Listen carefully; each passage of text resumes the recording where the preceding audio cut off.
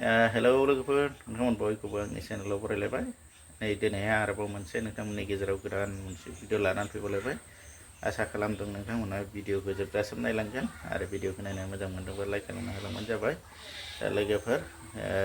आंना जालायबाय नै दानिया खामानि मावनो ओंखारलायबाय दिनै बोथोरा जि मोजां ओरैबायदि सान्दुं गोसा गरमबो जागोन दा बेखायनो आङो एसे खामानि मावनानै लानोसै बोथोर मोजाङावनो न'आव गोबां खामानि गोग्लैसोनानै दङ नालाय जि गोसा मोजां सान्दुं दुंदों बे सानसेयावनो सानसे एसे मावनानै लाखायाबा अखाफोर हाबायबायबा एसे जारला जालायगोन आरो दा बेखायनो आङो खामानि मावनो नै गाद्रा गुद्रा ड्रेस गानखालायबाय नै खानायबो सिनजानो मोनाखै बिराद गोलाव गोलाव जानानै दं खानाया आंना दै बोहैनाय बायदिसो नालाय खानाया ओंखायनो गोलाव लाजाया दारियाबो लावहाबजोबनानै दं नै बेखौ दा खामानि मावखांनानैसो एसे साफा खालामनोसै साफा देलायनोसै दा बिदिब्ला आङो नै खामानि मावनो ओंखारलांसै बोथोरा नै नोंथांमोना नायनो हागोन जि मोजां सान्दुङा नै साफा मोजांथार बोथोरा ओंखायनो नै दिनै जोंहा माइबो लामखानानै लाबाय अखा हाबाय थानानै जोंहा लामनो मोनाखै नालाय नै माइफोर लामखाबाय सान्दुङा मोजांथार फुंनिफ्रायनो गोसाथार दाहायसो मा जायो जोख्लोबब्रबो ना मायो खुनु थिग गैया नै एसे दा लामनानै लाखाबाय आरो सान्दुं गोसाथारखाय बे सानसावनो गोदोसोनानै थानाय जि गाद्रा गुद्राखौ सुखालायबाय नै बिराद गोसा फुंनिफ्रायनो गोलोमस्राव मोनलायलायनाय फिसा फिसौ गाद्रा गुद्रा अखा हानानै सुनो मोनैखौ सुबाय आरो गोबाव समनि उनावहाय नै दा आंनि फिसा थेलेबलेब मोनसे इन्डास्ट्रियाव आङो खामानि मावनो फैबाय बे सिमेन्टनि खुन्थिया बानायनाय बेवहाय अखा हाबाय थानायनि थाखाय आं बानायनो मोनथ्राखैमोन गोबाव जाबायमोन दा बेवहाय आङो दिनैहाय बानायनो टाइम दिहुनबाय आरो बोथोराबो दिनैसो मोजांखा नालाय बेवहाय माने मालफ्रा खालि जाजोब्बायमोन नैबेयावहाय 10, 11 आरो 9ल'सै 12आ गैला दा नै बेवहायबो मस्ला लगायग्रायाव दै जाजोब्बाय नै गाद्रा गुद्रा जानानै दंजोबथारो अखा हाबाय थानानै नै बेवहाय माने खान्थाला जि मोजां थायनानै दङ आरामथार नै देरफुहांगासिनो दासो ओरैबायदि गिदिर जायो बिनि खान्थाला आरो जानोबो गोथाव आरो दा गुदिनिफ्रायनो थायदों एसे फिसायैनो बोरायदबबाय बे खान्थाला नै गुदिनिफ्रायनो थायदों आरो गोजौआवबो दङ बिसबाबो जि गिदिर जानोबो गोथाव आरो खायसे माने एसे दै सुसु जायोना दैब्रुब्रु जायो ओमफ्राय बिहा माने बिदि नङा आरो गोथावथार गोजौआवबो दङ दंफाङा बारा गिदिर नङा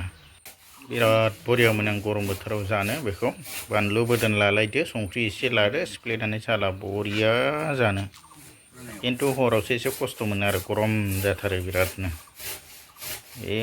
बिराद जानो हायो आं बिराद बरिया मोनखायो आं जानो दैज्लांनि बन जगार खालामदों मालाय नै दंफां गुदिथाराव थानायखौ एसे दाननानै बन दानदों मालाय दैज्लां सफैसिगोन नालाय खुन्थाखौ आङो बानायखांबाय लोगोफोर माने सिमेन्ट आग्लायनाय एसे दंमोन नालाय दा बेजोंनो आङो 9 फुथि बानायनानै दोनबाय आरो रडआ खाखानाय दंमोन 9 फुथि दा हाबाय दा बेवहाय दङसै 9, 10 आरो 11ल'सै आरो 12आ खालि जानानै दं बेखौबो आं बानायसिगोन दासो बोथोरा सानदावदों नालाय अखा हाबाय थानायनि थाखाय बानायनो मोनाखैमोन नै बे 9 फुटि आरो दा बानायनाया 9 फुट बिदिनो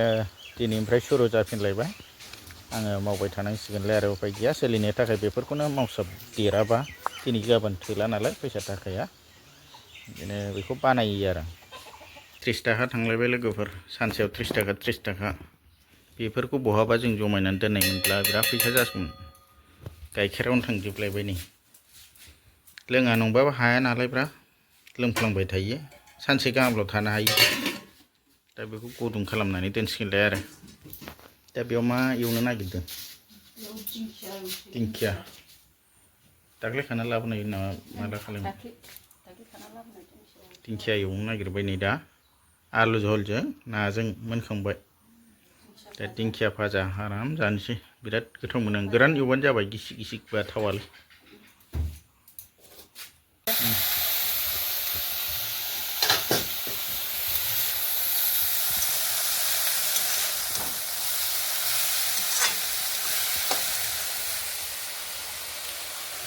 लोगोफोर दायो आङो मावखां दावखां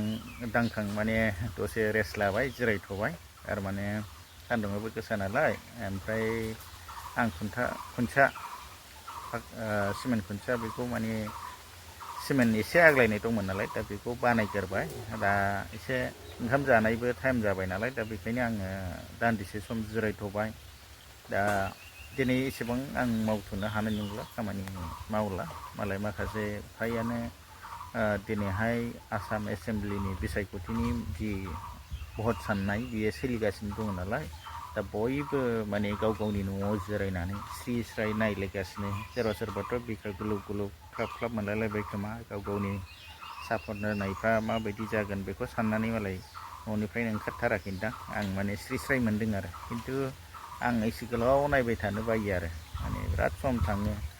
दा बेफोरखौ नायबाय थानो आं दा बेलासि समावसो 2थासो समावसो आं बेफोरखौ बा 3थासो समावसो आं नायनोसै आरो सोर मा जाखो सोर देरहानो थांगासिनो दं बेवहायसो एसे मोजां जायो नालाय दा खोनासंनोसै दा जोंथ' एसेबां माबाबो नङा नालाय दा बेखायनो जोङो दाहाय बेलासि 2थासो सम जाबासो बेखौ एसे दसे नायलाबायनोसै आरो सोर थाङो सोर मायो बिदि आरो दा लोगोफोर बिदिब्ला आङो नै दा रेस्ट लाथ'बाय नालाय बारा जि खोलो खोलो बारदों आं सायहा बिराद मोजां जिरायग्रा सायहा खालामबाय आं बेवहाय गरम बोथोराव जिरायग्रा दा बेवहायनो जिरायनानै आङो बार जागासिनो दं खोलो खोलो माने बबेबा गारि सायाव गाखोनानै बेरायलांनाय बायदि स्रो स्रो स्रो बार मोजां बारथारनायखाय दसे जिरायनो लुगैनानै जिरायबाय आरो आं दा बिदिब्ला आङो भिडिअखौ बेखिनियावनो फोजोबथ'बाय लोगोफोर नायनायनि थाखाय रोजा रोजा साबायखर उनाव फिन लोगो मोनफिनबावगोन बाय बाय।